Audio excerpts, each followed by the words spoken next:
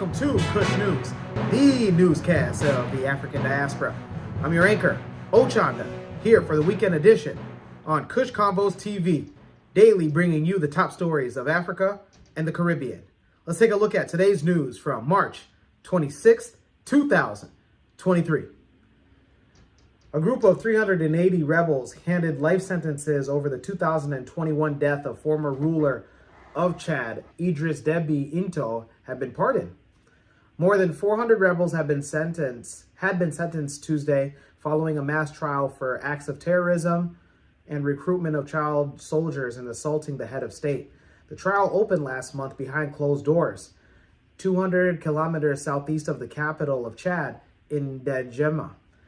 But a statement Saturday from the office of the transitional president, Mahatma Idris Deby Itno, one of the former ruler's sons, said that 380 of the prisoners had received a presidential pardon. They had exiled the country's main rebel group, FACT, and Mahatma Mahdi Ali, who was tried and convicted all along with 55 others of the organization, was not included in the pardon.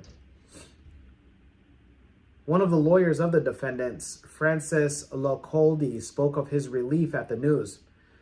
Government spokesperson Aziz Mahatma Saleh said Deby's decision for clemency coincided with the Muslims' holy month of Ramadan.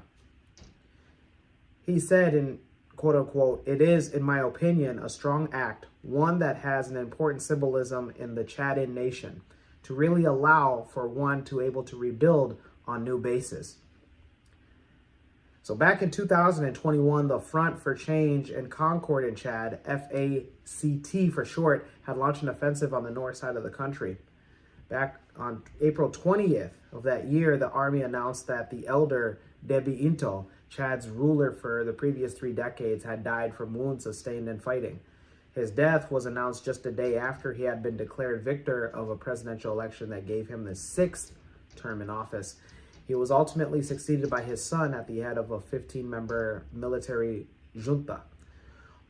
This led to violent anti-government protests in which at least 60 people died and hundreds were arrested. The main leaders of Chad's opposition now live in hiding or exile, even though the junta lifted the suspension of several opposition parties back in January. For those in Chad, let us know your thoughts. Also, if in fact Ramadan does commemorate and does bring to you the feeling to forgive. Let's go to Kenya. Kenya's police chief announced a ban on fresh opposition demonstrations called for Monday after protests last week generated into riots.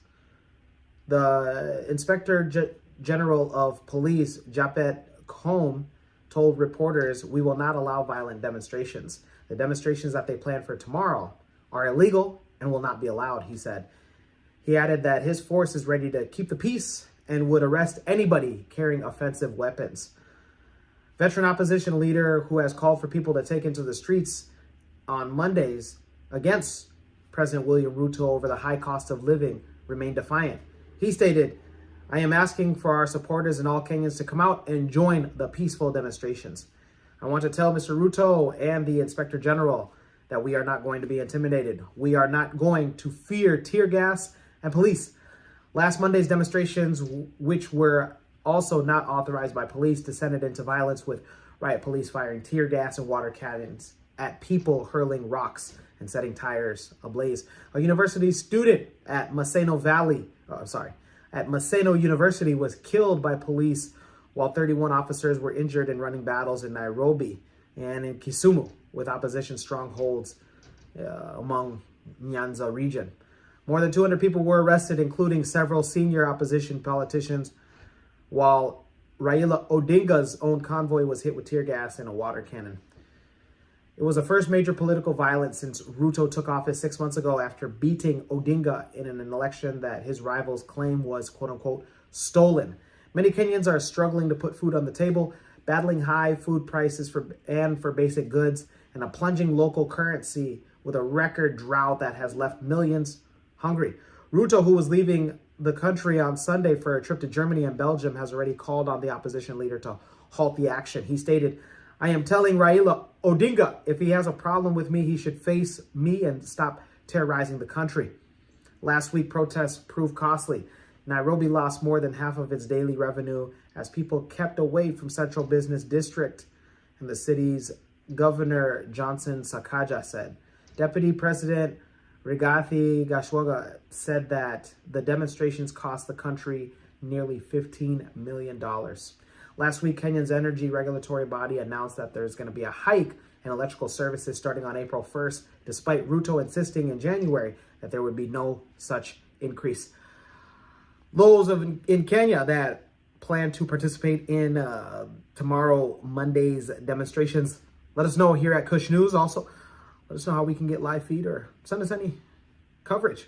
We'd love to showcase your story. Let's go to the Caribbean.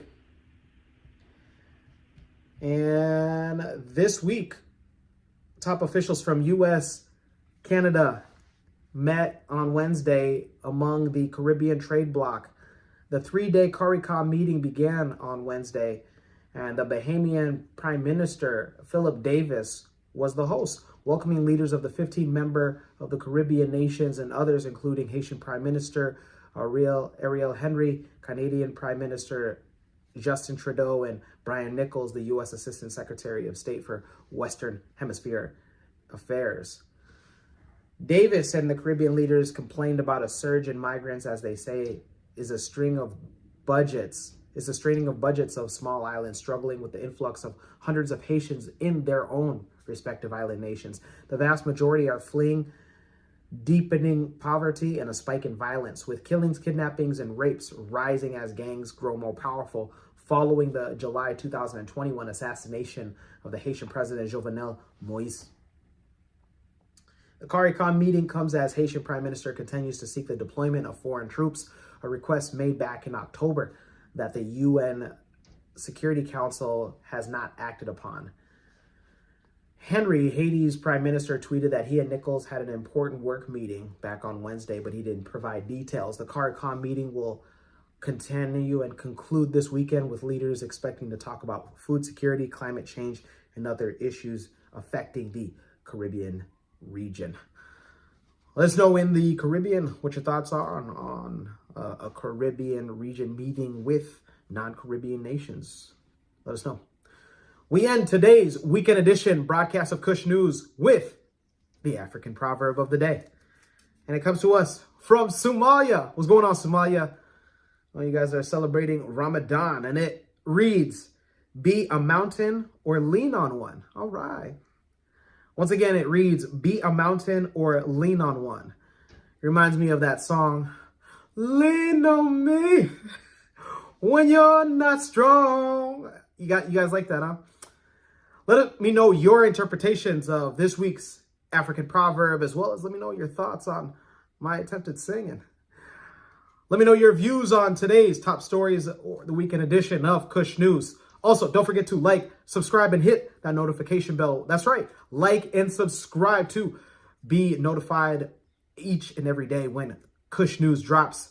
For Kush News on Kush Convos TV, I'm Ochanda. We'll see you next time.